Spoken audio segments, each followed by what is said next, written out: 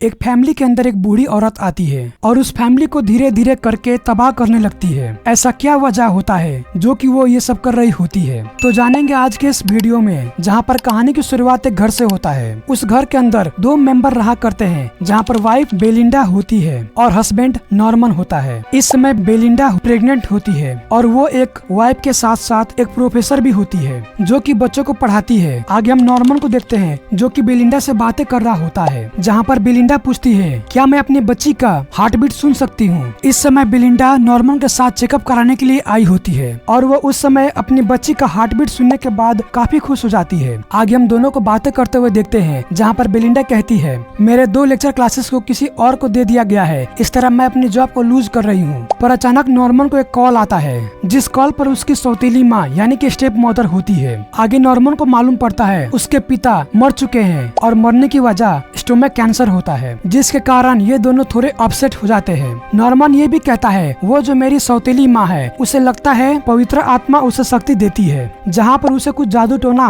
और मंत्र भी आता है जो कि काफी डरावना है। बेलिंडा को नींद में चलने की बीमारी होती है, जिसके चलते वो आधी रात को इधर उधर चलने लगती है और इसी वक्त एक बच्चे की आवाज सुनते हुए वो फिर से चलने लगती है। हालांकि वो सपने में होती है, पर उसी समय नॉर्मन आकर उसे रोक लेता है। आगे हम बेलिंडा को कॉलेज में देखते हैं जो कि पढ़ाने के लिए गई होती है, पर उसकी 2 क्लासेस ऑलरेडी किसी को दे दिया गया होता है, जहाँ पर वो अपसेट होकर उस कॉलेज को छोड़कर वहाँ से चली आती है। आगे हम इन दोनों को घर पर बातें करते हुए देखते हैं, जहाँ पर ये दोनों चर्च पर जाने के लिए तैयार होते हैं और उसके बाद ये दोनों चर्च के लिए चले जाते हैं। आगे हम इन दोनों को चर्च के अंदर देखते हैं, जहाँ पर फ्यूनरल मनाया जा रहा होता है, जहाँ पर पास्टर पहले से आया होता है जो कि पहले नॉर्मन के पिता के लिए काम कर रहा होता है। आगे हम सभी को बातें करते हुए देखते हैं, जहाँ पर पास्टर कहता है तुम्हारी स्टेप मदर तुम सभी के साथ जाना चाहती है, जहाँ पर ये दोनों नॉर्मन का स्टेप मदर से मिलने के लिए जाते हैं। आगे हमें सोलेन को दिखाया जाता है जो कि नॉर्मन का स्टेप मदर होती है। वो इन दोनों के साथ जाना चाहती है, जहाँ पर ये दोनों अपने में बातें करते हैं, जहाँ पर बेलिंडा कहती है हमें पूरा प्रॉपर्टी मिल रहा है, जिसके चलते हमें इन्हें घर ले जाना चाहिए। जहाँ पर ये दोनों सोलेन को लेकर घर पर चले आते हैं, यानी कि नॉर्मन के स्टेप मदर को लेकर चले आते हैं। अब इस फैमिली में बस 2 मेंबर नहीं, अब पूरे 3 मेंबर हो जाते हैं। जब उसकी स्टेप मदर उस घर में आई होती है तो अपने साथ काफी सारे सामान को भी ले आई होती है, जो कि देखने में थोड़ा बहुत अजीब भी होता है। आगे हम बेलिंडा और सोलेन को बातें करते हुए देखते हैं, जहाँ पर बेलिंडा को मालूम पड़ता है सोलेन हमारी उम्र में एक मॉडल हुआ करती थी, पर वो इस समय एक बीमारी से जूझ रही होती है। सोलेन अपने लिए एक रूम तलाश रही होती है और वो कमरा नॉर्मन के अपने माँ का होता है, जहाँ पर नॉर्मन थोड़ा बहुत नाराज होकर वहाँ से चला जाता है। सभी एक साथ रात को खाने पर बैठते हैं, जहाँ पर सभी बातें कर रहे होते हैं, जहाँ पर सोलेन पूछती है तुमने पोती का नाम क्या रखा है, जहाँ पर बेलिंडा कहती है उसकी नाम फर्न रखा जाएगा। फिर ये बात सुनने के बाद सोलेन पूरी तरह नाराज हो जाती है कि ये कैसा नाम रखा गया है। अपनी पोती का दूसरी नामकरण करने के लिए सोलेन कुछ मिनट के लिए मंत्र पढ़ने लगती है, जिसके बाद वो एक नई नाम बताती है जो कि लॉरेंस होती है। बेलिंडा एक खिड़की के पास जाती है, जहाँ पर उसे कुछ मंत्र सुनाई देता है। फिर हम बेलिंडा को बाथट्यूब के पास देखते हैं, जहाँ पर एक बच्ची रो रही होती है, पर अचानक बेलिंडा नींद से जाग जाती है। सोलेन अपने रूम के अंदर काफी सारे हरकतें कर रही होती है, जहाँ पर वो एक बार जमीन पर सो रही होती है और बेलिंडा को लगता है वो मर चुकी है क्या, जहाँ पर वो देखने के लिए जाती है, पर अचानक सोलेन उठकर हंसने लगती है और ये सब हरकतें देखने के बाद बेलिंडा को अजीब अजीब लगने लगता है। इस समय बेलिंडा कॉलेज छोड़ चुकी होती है, जिसके चलते वो पूरी वक्त घर में रहती है। आगे हम सोलेन को एक सामान ले जाते हुए देखते हैं, जहाँ पर बेलिंडा का कुछ शक होता है और वो उसे देखने के लिए वहाँ से चली जाती है। सोलेन एक किताब पढ़ रही होती है जो कि होली बाइबल होता है, पर वो किताब को उल्टी पढ़ रही होती है, जहाँ पर बेलिंडा को थोड़ा और शक लगता है और उसके बगल में जो कपड़े होते हैं वो हटाकर देखती है, पर उसे वहाँ पर कुछ नहीं मिलता और फिर वहाँ से चली जाती है। सभी एक साथ खाने के लिए बैठते हैं, जहाँ पर सभी खाते हुए बातें कर रहे होते हैं, पर अचानक बेलिंडा कहती है तुम्हारी स्टेप मदर यानी कि सोलेन को कुछ तकलीफ है। जहाँ पर ये सब बातें डिस्कशन होने के बाद सोलेन नाराज होकर वहाँ से चली जाती है। आधी रात को सभी सो रहे होते हैं, पर अचानक बेलिंडा उठकर वहाँ से चलने लगती है। हालांकि हमें मालूम होता है बेलिंडा को नींद में चलने की बीमारी होती है, पर अचानक वो नींद से जाग जाती है और उसे कुछ महक आने लगती है, जहाँ पर वो देखने के लिए जाती है और वो देखती है सोलेन का कमरा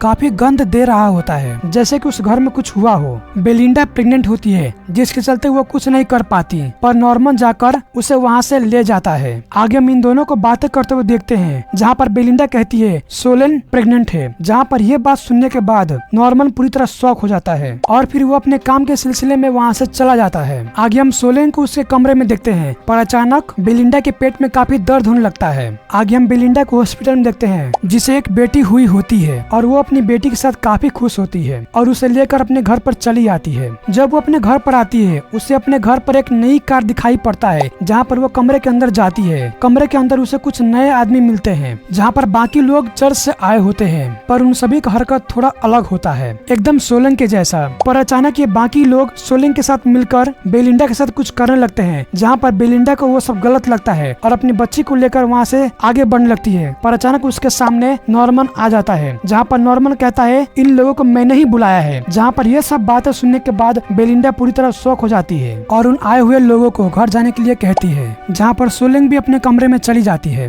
आगे हम सभी को रात में खाने के वक्त देखते हैं, जहाँ पर पहले से बेलिंडा नॉर्मन से नाराज होती है और उस समय तीनों के बीच बातचीत और बिगड़ जाता है, जहाँ पर सोलेन और बेलिंडा के बीच काफी बातचीत होने लगता है और इन दोनों के बीच बातें काफी बिगड़ जाता है। और उसके बाद सोलेन हर वक्त कोई ना कोई नौटंकी कर रही होती है, जिसके चलते बेलिंडा काफी परेशान होती है। आगे हम बेलिंडा के हाथों में एक सिकड़ी देखते हैं, जिस पर क्रॉस का सिंबल बनाया गया होता है और वो उस समय काफी घबराई होती है। वो देखती है कि उसकी बच्ची रो रही है, तब वो अपनी बच्ची के पास जाती है। जब वो सिकड़ी अपनी बच्ची के पास ले जाती है, उसकी बच्ची हंसने लगती है, पर अचानक वो सिकड़ी को दूर करने पर उसकी बच्ची रोने लगती है, जहाँ पर उसे डाउट लगता है यहाँ पर कुछ गलत हो रहा है। और वो सिकड़ी सोलेन ने दी होती है, जो कि पहले वही पहना करती थी। और ये सब बातें वो नॉर्मन को बताती है, जहाँ पर वो सब बातों को नहीं मानता। जहाँ पर बेलिंडा कहती है वो बूढ़ी औरत सोलेन मुझे यहाँ से रिप्लेस करना चाहती है। अगली सुबह हम बेलिंडा को देखते हैं, जहाँ पर उसे कुछ आवाजें सुनाई देता है। जहाँ पर वो देखने के लिए जाती है, वो देखती है उसकी बच्ची सोलेन के हाथों में है और आसपास में काफी सारे फल सब्जियां पड़ा है, जहाँ पर उस जगह पर कोई मंत्र पढ़ा गया हो।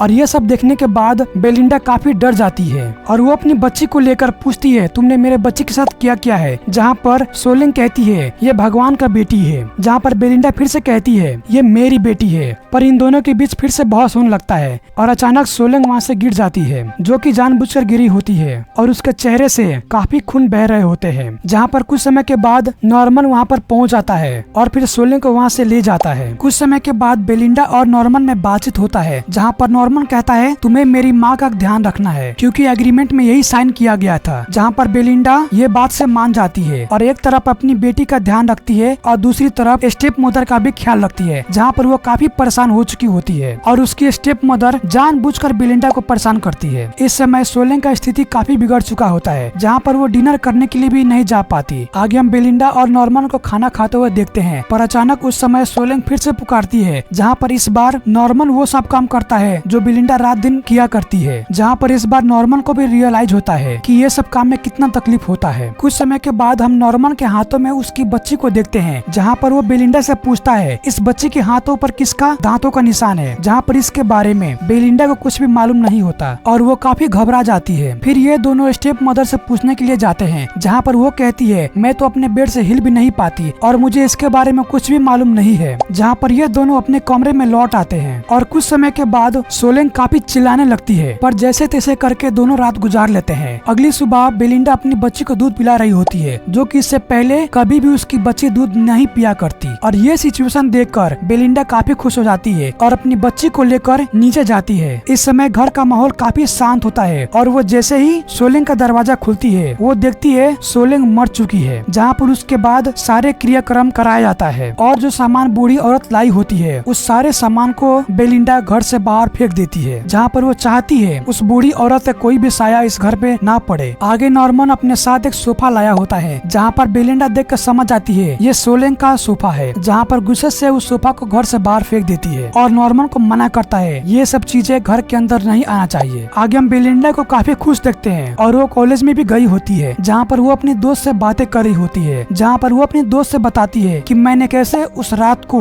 अपने स्टेप मदर को खत्म कर दिया, जहाँ पर इसके बारे में नॉर्मन को भी भनक नहीं लगा और इस तरह मुझे उस स्टेप मदर से छुटकारा मिला है। यानी कि ये सब सारे करामात बेलिंडा ने की होती है उस बूढ़ी औरत से छुटकारा पाने के लिए। और इस तरह इस कहानी का द एंड होता है। कहानी को अंत तक देखने के लिए आप सभी को बहुत बहुत धन्यवाद।